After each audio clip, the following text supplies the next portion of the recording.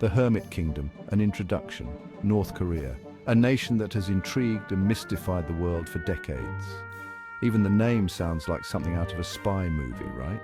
A place where the unknown and the unseen dominate the narrative.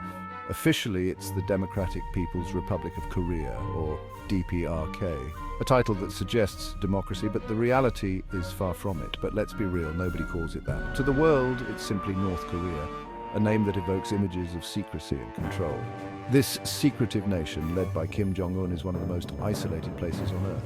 A leader who is as enigmatic as the country he governs. The capital, Pyongyang, a city full of massive monuments and carefully orchestrated parades.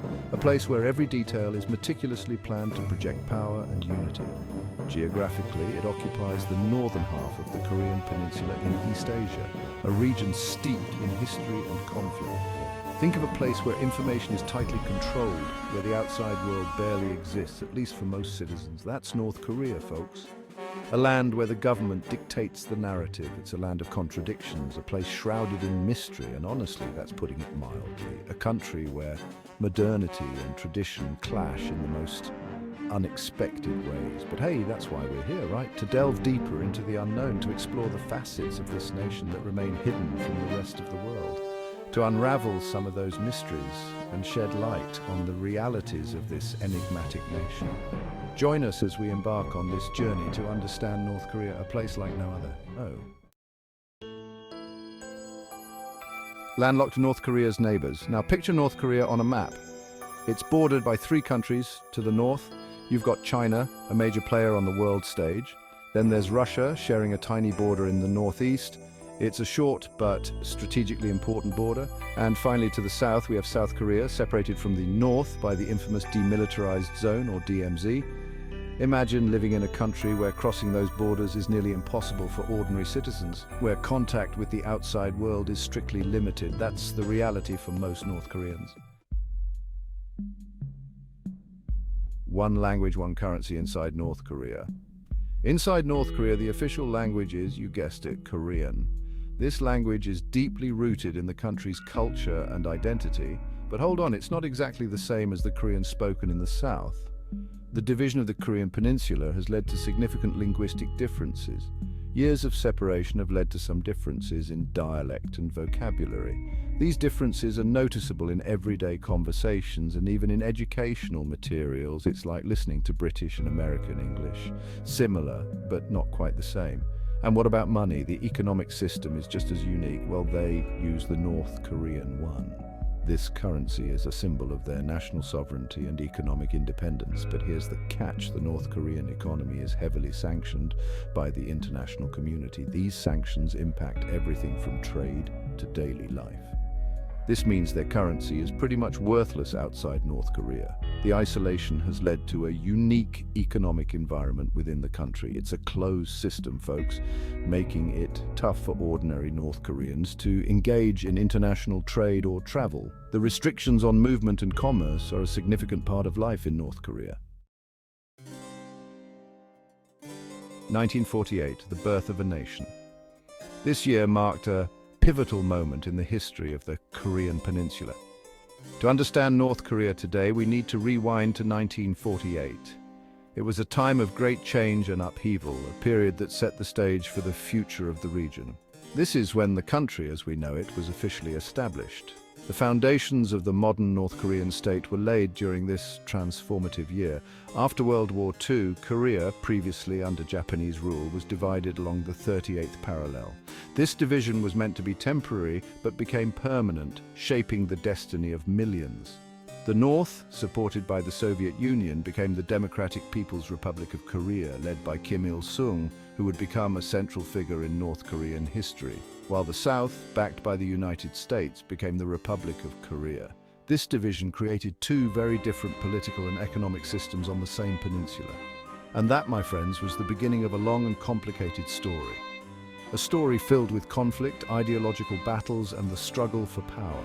A story marked by the Korean War, a brutal conflict that erupted in 1950 and lasted for 3 years, leaving a lasting impact on the region.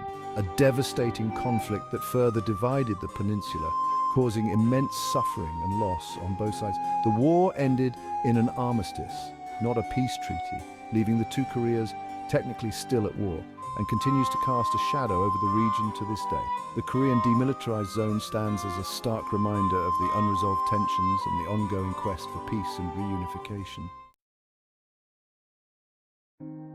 Section 5, the price of isolation, hunger in North Korea. Now let's talk about the elephant in the room. Hunger. North Korea has struggled with chronic food shortages for decades. Natural disasters, economic mismanagement, and those international sanctions we talked about have all played a role. It's a heartbreaking reality for many North Korean families. Imagine a country where access to basic necessities like food is limited, where malnutrition is a serious concern, especially for children. It's a stark reminder of the human cost of isolation and political instability. Section 6. Education with a twist, learning the North Korean way. Education in North Korea is another fascinating and frankly unsettling aspect of this country. It's free and compulsory, which sounds great on paper, but there's a catch. The curriculum is heavily influenced by the state's ideology, focusing on the Kim family's cult of personality and a distorted view of the outside world. Imagine a classroom where portraits of the country's leaders adorn the walls, where textbooks are filled with propaganda, and where critical thinking is discouraged. That's the reality for students in North Korea. Section 7, the Kim dynasty, a family affair. Speaking of the Kim family, let's talk about the elephant in the room, or should we say the dear leader in the palace. North Korea has been ruled by 3 generations of the Kim family: Kim Il-sung, Kim Jong-il, and the current supreme leader Kim Jong Un. It's a hereditary dictatorship, a concept that seems almost medieval in the 21st century. Imagine a country where political power is passed down through a single family, where dissent is met with swift and brutal repression. That's North Korea under the Kim dynasty. Section 8. Behind the curtain, glimpses into North Korea. Getting reliable information out of North Korea is like trying to find a Wi-Fi signal in a cave. It's tough. Most of what we know comes from defectors, those brave souls who risked their lives to escape. Their stories paint a harrowing picture of life inside the Hermit Kingdom. Imagine risking everything, leaving behind your family and your entire life for a shot at freedom. That's the reality for North Korean defectors. Their stories provide a rare and invaluable glimpse into a world shrouded in secrecy. Section 9, the future of North Korea, a world watching. So, what does the future hold for North Korea? It's a question that has puzzled experts for decades. Will they continue on their current path of isolation and defiance? Will they ever denuclearize and open up to the world, or will something else entirely unfold? One thing's for sure, the world is watching. And while the future remains uncertain, one can only hope for a more peaceful and prosperous future for the people of North Korea.